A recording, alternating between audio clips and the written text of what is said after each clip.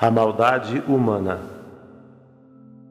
Constatamos que os tempos do fim se aproximam rapidamente.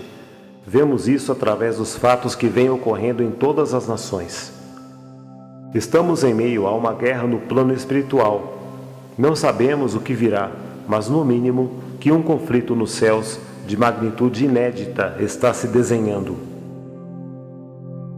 Na melhor das hipóteses, a pressão nas regiões celestiais deve aumentar muito, a maldade se multiplicará e o esfriamento espiritual se espalhará pela terra como uma doença contagiosa. Tudo começou com um querubim ungido, que um dia caiu da presença de Deus e que ainda hoje perverte a humanidade a seu serviço, desviando-a do seu verdadeiro propósito. A palavra Leviatã vem do hebraico e significa envolver, enrolar, dar a volta. É o animal que engana e enrola, segura, domina, controla, chantageia e oprime sua vítima, suga suas forças, usa e a engana sem piedade. Leviatã usará de toda forma de pressão para derrubar a quem quer que seja, fazendo discípulos do mal e os usando para tentar destruir a vida dos verdadeiros crentes. Em tempos de guerra, temos que saber identificar quem é o nosso inimigo e as suas estratégias para não sermos pegos ao acaso e feridos por ele. A serpente da maldade só vai encontrar lugar para influenciar os seus a destruir a vida dos outros quando não o identificarmos e não soubermos combatê-la. Os céus podem estar fechados sobre muitas nações nos tempos do fim, mas certamente ficarão abertos sobre aqueles que têm mantido a chama do Evangelho em suas vidas.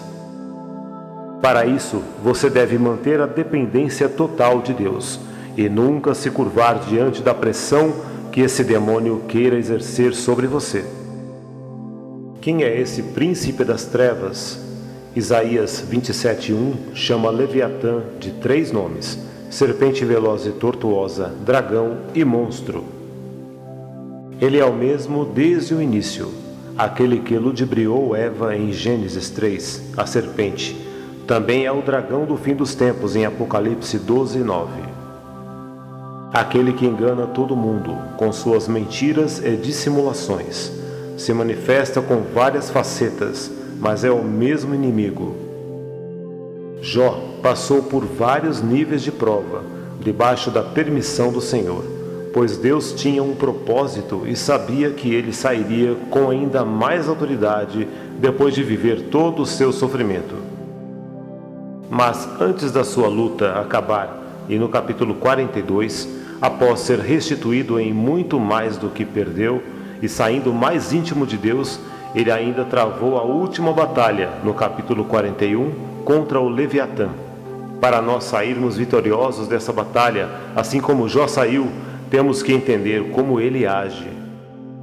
Por mais experientes que sejamos, podemos ser surpreendidos por um ataque e temos que estar prontos e atentos.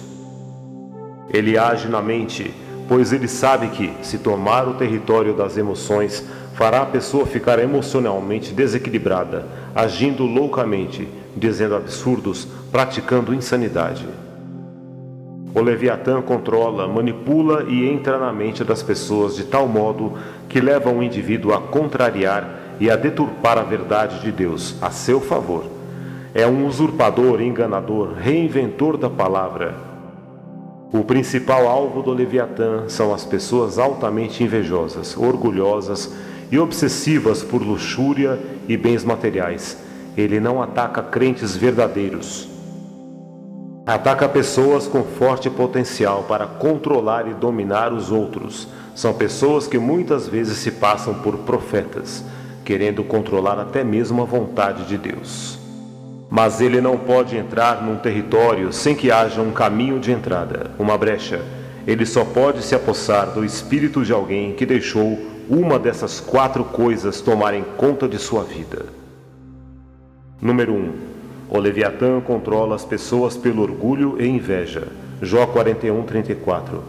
Ele olha com desprezo tudo o que é alto, é rei sobre todos os filhos da soberba.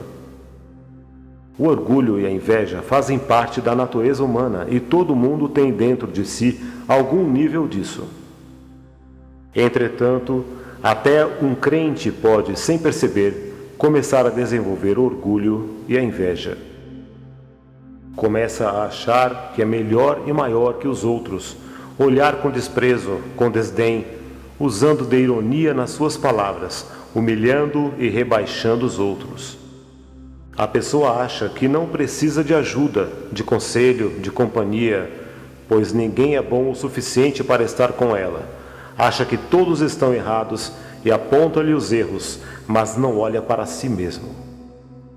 Não aceita ser tratada por Deus, não aceita ser corrigida ou disciplinada por ninguém.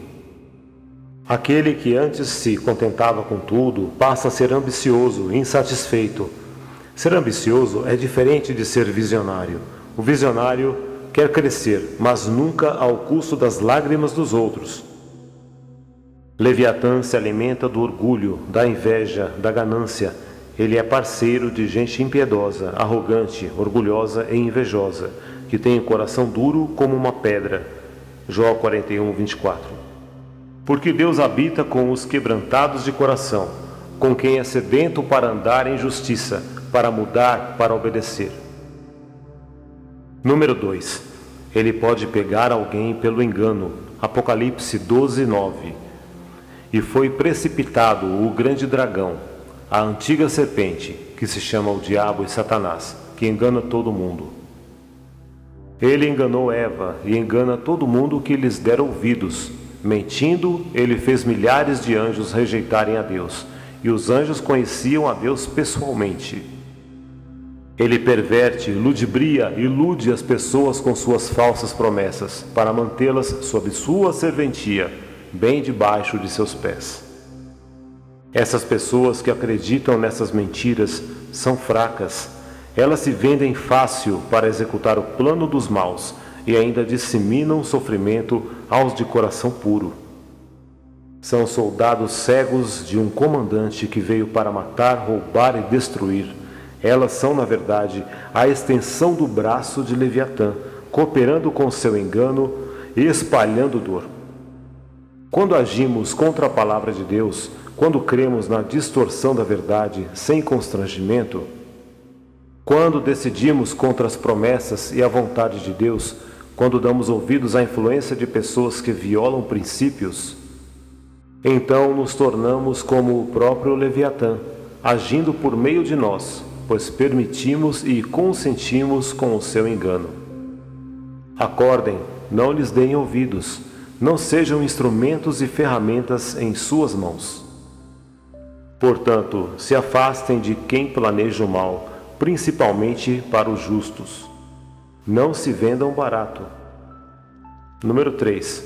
Ele também age por meio dos pecados ocultos. Jó 41:30. Ele se arrasta sobre a lama. Onde ele encontra lama, sujeira, imoralidade e falta de ética, ele se arrasta, deixa seus discípulos cegos e os tornam vampiros da alma, sugando os filhos de Deus. O fingimento, a dissimulação e a mentira, a ganância doentia, a lascívia, a luxúria, sem escrúpulos, o desejo em oprimir e controlar, amarrar, asfixiar as pessoas, causando dor e sofrimento. Se você se lembra de alguém que age dessa forma, não seja seu instrumento. Afaste-se, pois ela destruirá a sua vida e a usará para atingir os outros. A verdadeira palavra de Deus não consegue penetrar em sua couraça. Talvez possua um evangelho deturpado, corrompido, que o utiliza como ferramenta para tragar-lhes as vítimas. Tomem cuidado, vigiem. Número 4. Ele ainda pode pegar alguém pela letargia e paralisia. Jó 41:23. Os músculos da sua carne estão pegados entre si, não se pode mover. Às vezes, ao passar por lutas, você começa a cultivar engano na mente, derrotismo, autopiedade, começa a não ter mais vontade de nada, de lutar, de guerrear, vem a depressão e a vontade de entregar tudo. Aí a crise já se instalou em diversas áreas de sua vida.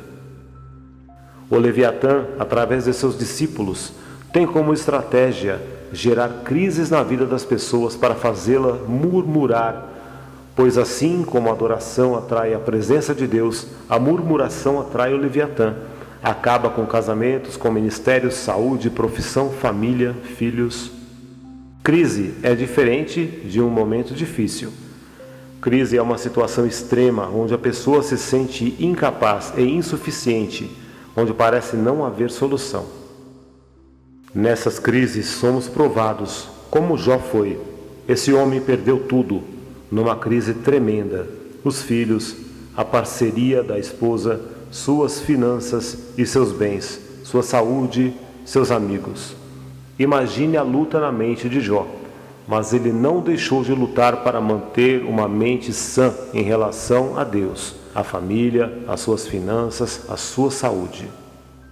No meio de uma crise, o maior desafio é não perder a fidelidade e a gratidão a Deus.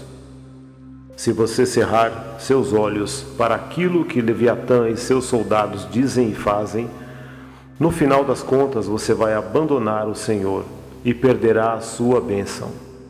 Provavelmente você vai abrir mão do cônjuge que Deus te deu, do projeto que Deus tem para você, do ministério que o Senhor te confia e até do filho que é a tua herança. Só podemos guerrear diretamente contra o Leviatã se soubermos que não estamos debaixo de sua influência e se não estivermos cooperando com ele, permitindo que ele atinja seus alvos na vida dos santos. Só podemos buscar remédio e ajuda se admitirmos que fomos envenenados quando enxergamos sua investida e seu domínio em nossa vida. Devemos repreendê-lo, ele fugirá. Só podemos nos quebrantar se admitirmos que estamos agindo com orgulho, ganância e inveja. Só podemos ter a visão restaurada se entendermos que fomos enganados. Só podemos ter a mente limpa se o pecado oculto for trazido à luz. Só podemos ter as forças renovadas se expulsarmos a letargia e colocarmos a adoração no lugar da murmuração de novo. Temos que clamar pela renovação do temor e amor por Jesus, que vai nos proteger do orgulho e do engano, pois quem não tiver esse amor não vai conseguir perseverar até o fim. Não deixe Leviatã usar você para influenciar os outros a fazerem o mal, atendendo a desejos desumanos, insanos, egoístas. Busque sempre o bem, procure enxergar melhor as pessoas ao seu redor. Não ande com más companhias e tenha cuidado com quem você se relaciona. Mateus 12:30. Quem não é comigo é contra mim, e quem comigo não ajunta, espalha. Não seja instrumento de Leviatã na vida das pessoas de bem. Abomine-o, enoje-se dele. Procure ser sempre justo, agradecido, humilde, dependente do Senhor e puro de coração. Eu garanto a vocês, quem não receber como criança o reino de Deus, nunca entrará nele. Mateus 18:3.